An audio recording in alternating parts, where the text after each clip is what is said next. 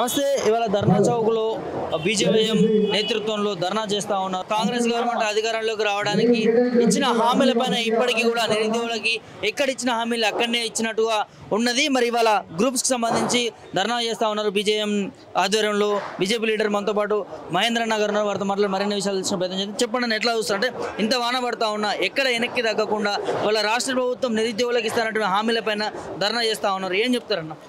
నిరుద్యోగులకు జరిగినటువంటి అన్యాయాన్ని దృష్టిలో పెట్టుకొని ఎంత వాన వచ్చినా ఎంత కుంభవృష్టి వచ్చినా కానీ తగ్గేది లేదని చెప్పేసి భారతీయ జనతా యువమోర్చా నాయకులంతా కూడా తరలిరావడం జరుగుతుంది. మేము ఏదైతే అనుకున్నామో ఈ యొక్క కార్యక్రమం విజయవంతం చేయాలని, ఈ కార్యక్రమం విజయవంతం చేయడానికి ఎంత దూరమైన పోతాం. నిరుద్యోగుల కోసం తెలంగాణ రాష్ట్రంలో ఉన్నటువంటి ఎవరైతే ఉన్నారో గ్రూప్ 1, గ్రూప్ 2, గ్రూప్ 3, అదేవిధంగా డిఎస్సి వాళ్ళు, అదేవిధంగా టీచింగ్ నాన్ టీచింగ్ వాళ్ళు కావచ్చు, అదేవిధంగా కాంగ్రెస్ ప్రభుత్వం నిరుద్యోగులకు ఇచ్చినటువంటి హామీల విషయం కావచ్చు, వీటి అన్ని విషయాలలో మేము ఈరోజు చర్చించుకోవడం జరిగింది. దాని సందర్భంగా నేను ఈరోజు కాంగ్రెస్ ప్రభుత్వాన్ని ప్రశ్నించడం కూడా జరుగుతుంది. ఎక్కడ కూడా తగ్గేది లేదు. ఈరోజు రాష్ట్రంలో ఉన్నటువంటి నిరుద్యోగులంతా కూడా వాళ్ళ జీవితాలు రోడ్డు పాలైనాయి అని చెప్పేసి బాధపడుతున్నటువంటి సందర్భంలో వర్షం పడుతున్నా కానీ మేము లెక్క చేయనటువంటి పరిస్థితి ఈరోజు మేమున్నాం. మేమంతా కూడా ఖచ్చితంగా నిరుద్యోగులకు అంతిమంగా న్యాయం జరిగేంత వరకు ఏదో రేవంత్ రెడ్డి గారు కూర్చొని ఒక గ్రూప్ 2ని మాత్రమే నేను పోస్ట్పోన్ చేసినాను, అది ఒక్క డిమాండ్ కాదు కదా. ఎన్నికల సమయంలో నువ్వు ఏవేవైతే డిమాండ్లకు నువ్వు ఏవైతే హామీలు ఇచ్చినావు వాటిని అన్నింటిని కూడా ఫుల్ఫిల్ చేయాలి. ఏదో ఒక డిమాండ్ని మేము క్లియర్ చేసినాం, అంతా మేము చేసినాం అని చంకలు గుద్దుకోవడం కాదు. అన్ని డిమాండ్లను క్లియర్ చేసేంత వరకు కూడా భారతీయ జనతా యువమోర్చా ఇదే విధంగా పోరాటాలు చేస్తుంది.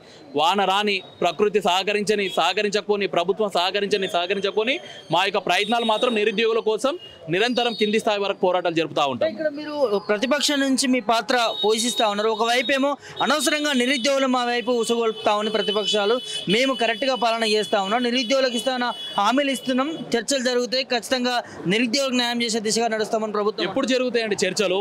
డిఎస్సికి సంబంధించినటువంటి విద్యార్థులు ఈరోజు ఇన్స్టిట్యూషన్లకు పోయి ఎగ్జామ్స్ రాస్తున్నటువంటి సందర్భం మనం ఈరోజు గుర్తు చేసుకోవాలి. అంటే ఎప్పుడు ఎగ్జామ్స్ అయిపోయిన తర్వాత చర్చలు జరుగుతాయా? గ్రూప్ 1 సంబంధించినటువంటి 1:100 మీ చేతిలో ఉన్నటువంటి విషయమే కదా. ఎందుకు గురించి వాటి విషయంలో మీరు ముందుకు పోవడం లేదు?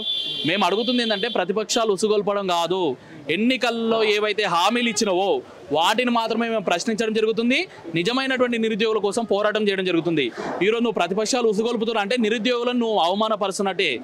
నిరుద్యోగులను నువ్వు అవమానపరుస్తున్నావు అని చెప్పేసి నువ్వు ఒప్పుకోవాల్సినటువంటి అవసరం ఉన్నది. కాబట్టి నిరుద్యోగులంతా కూడా మీరు ఒక్క తాటిపైకి రావాలి. ఈరోజు అధికార పక్షం ఏదైతుందో, ప్రభుత్వం ఏదైతుందో, నిరుద్యోగులు మొత్తం కూడా ప్రతిపక్షాలు ఉసుగొల్పుతున్నారు అని చెప్పేసి అంటున్నారు.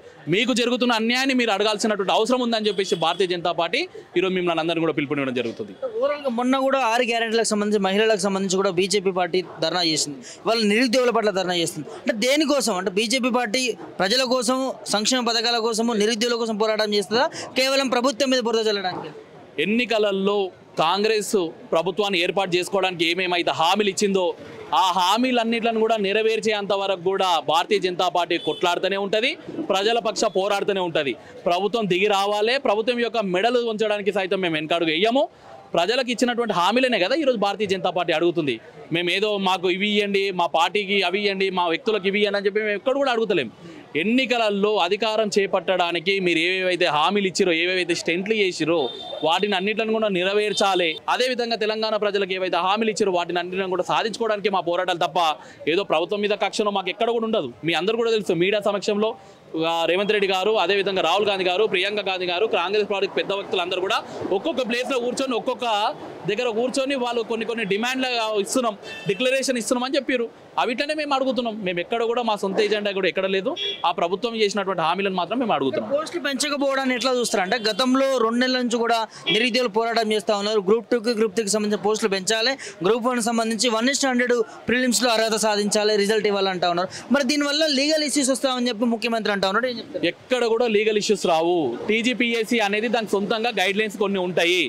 లీగల్ ఇష్యూస్ వస్తాయని చెప్పేసి వీళ్ళు అంటున్నారు కదా. గతంలో బయోమెట్రిక్ ఉంటుండే, ఏది గ్రూప్స్కి సంబంధించినటువంటి కానీ డిఎస్సికి సంబంధించిన కానీ బయోమెట్రిక్ ఉంటుండే. బయోమెట్రిక్ సరిగా పనిచేయనటువంటి సందర్భంలో సొంతంగా ఇంకు పిన్తోని బయోమెట్రిక్ పెట్టండి అంటే వేలి ముద్రలు వేసి కూడా ఎంట్రీ చేయండి అని చెప్పేసి చెప్పినటువంటి సందర్భాన్ని మనం ఈరోజు గుర్తు చేసుకోవాలి. ప్రజల కోసము, విద్యార్థుల కోసం, నిరుద్యోగుల కోసం ఏదైతే మంచి జరుగుతుందో వాటి విషయాలలో మార్పులు చేర్పులు చేసుకోవడంలో తప్పెక్కడ లేదు.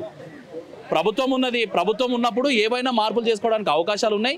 ఆ అవకాశాలను ఉపయోగించుకొని నిరుద్యోగులకు ఉపయోగపడే విధంగా మీరు మార్పులు చేర్పులు చేసుకోవాలని చెప్పేసి భారతీయ జనతా యువ మోర్చా నుంచి మేము డిమాండ్ చేయడం జరుగుతుంది. చూసారు కదా, ఇది ఏదైతే నిరుద్యోగులకు ఇస్తానంటే హామీలపైనే ఖచ్చితంగా మేము పోరాడతాం. నిరుద్యోగులకి ప్రభుత్వం న్యాయం చేసే దిశగా మా బీజేపీ ధర్నా లాగమని చెప్పి కూడా బీజేపీ లీడర్ చెప్తున్న పరిస్థితి చూస్తున్నాం. కెమెరా పర్సన్ కిరణ్తో ప్రభాకర్, ధర్నా చౌక్ నుంచి.